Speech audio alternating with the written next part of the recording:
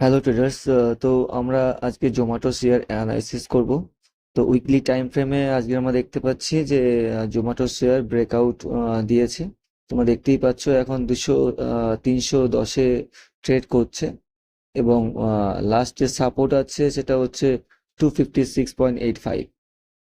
ঠিক আছে, এবং যদি আমরা ডে ক্যান্ডেলে গিয়ে অ্যানালাইসিস করি তাহলে এর সাপোর্ট আসছে, তোমার এখানে ট্রেড করতে পারে। কোথায় সাপোর্ট আসছে? এখানে 277.90।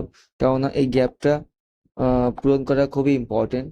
তো এই গ্যাপটা যখনই পূরণ করতে আসবে তখন সেটাকে সাপোর্ট হিসাবে হবে।